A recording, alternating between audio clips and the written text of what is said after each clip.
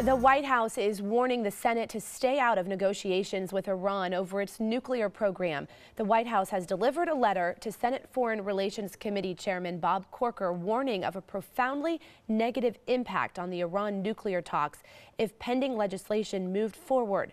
Republicans had previously written to Iran and invited Israel's leader to speak to Congress.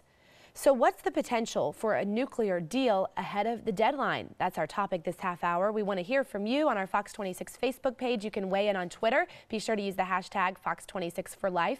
Joining us live in our newsroom again is our roundup panel led by our senior legal analyst, Chris Tritico, our news analyst, Mustafa Tamiz, and public policy analyst, Jackie Bally. All right, this letter this week, certainly very controversial. You saw some Republicans blasting the GOP senators that signed it. Well, not only Republicans in the United States, but worldwide. You've seen Angela Merkel come out against it. Other leaders in the United States have come out against it. It was really an ill-timed effort on the part of the Republican senators to inject themselves in the foreign policy decisions of the president. Unprecedented in the United States to do this, and if it has a negative impact, we'll have to wait and see. But if you analyze the movements of Congress here, they invited Benjamin Netanyahu over here, who's now poised to lose his election, in part because people think that he has been a problem with respect to Israel's image with the United States. And so all of these things may actually turn out to backfire. We'll have to wait and see. But the fallout on this will be, well, we'll know in the next 2 weeks.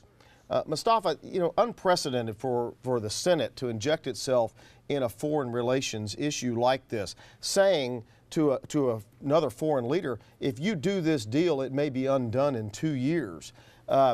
Really unprecedented. It is, but let me focus on a different aspect of this that's not being talked about very much. If you look at the scale of Iran, it's very different than Iraq and Afghanistan and Syria. So the population of Iraq, Afghanistan, and Syria combined are almost the population of Iran. So if you were to, the opposite of a diplomatic approach is to go to war. I mean, if we're not able to solve this diplomatically, we would have to go to war. And if we did, it's a whole different deal. Baghdad, which is the largest city in Iraq, is about 3 million people. Tehran, the largest city and capital of Iran, is over 8 million people. So if we were to try to invade a country of 90 million or so residents, that would mean that our voluntary army is not large enough, and then we would have to invoke a draft. This is the gravity of this, that if we can't find a diplomatic path to de-arming, to taking the nuclears away from Iran, then the other solution, the only thing possible, is war. And is that what we're looking for? Jackie, the president is not negotiating a treaty with Iran because we don't have diplomatic relations with them. It's an agreement they're trying to negotiate to limit their ability to get a nuclear weapon. Where does the Senate have the authority to inject itself in the middle of that process? Well, the Senate legislates, so what they're saying is in 2 years or maybe even sooner, they can legislate a bill that conflicts with whatever agreement the president is trying to work out. You saw these legislators, we called it, whenever the Keystone Pipeline, whenever he vetoed that, we knew game on. There was not going to be any kind of truce between the president and his Congress, and so we've seen this so far.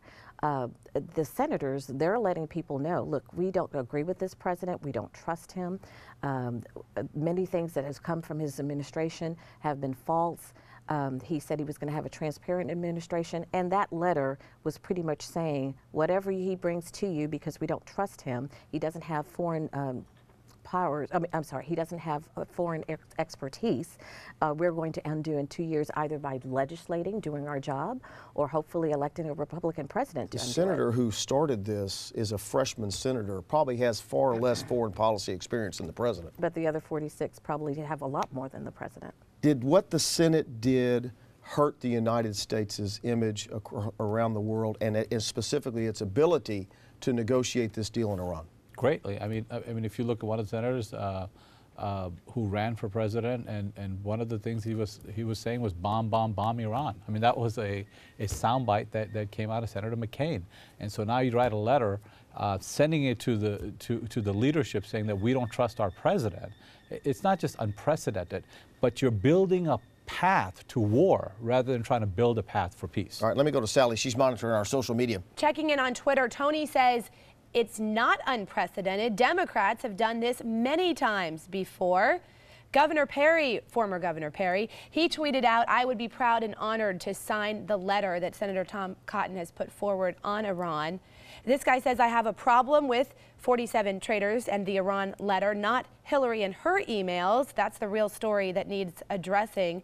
And then finally, in a tweet to Senator Ted Cruz and Senator Cornyn out of Texas, "We support the letter to Iran. Senators must be engaged. Our safety, not the president's ego, is what's most important." Well, I don't understand that last one. I don't think this has anything to do with ego on the part of the president. It's a disagreement about how on the direction of foreign policy when the Constitution gives the president the right and the authority to negotiate these types of deals. We're almost out of time. I'll give you both a final thought. And I think something as encompassing as this, and Mustafa did hit a couple of points, and especially when we're talking about a nuclear event, we do need to involve the thoughts of the Congress, and it's quite clear that the President and Congress do not talk, they do not communicate. This was their way of getting their message out. Stop. Well, they're playing partisan games that may lead this country into a war, and that's just, you know, I don't even know how to respond to it, because we're at a point in history where we're trying to take nuclear weapons, potentially nuclear weapons that are being developed, away from a country. And instead of looking for a diplomatic path, there are people both in Iran, United States, and other places that want a war.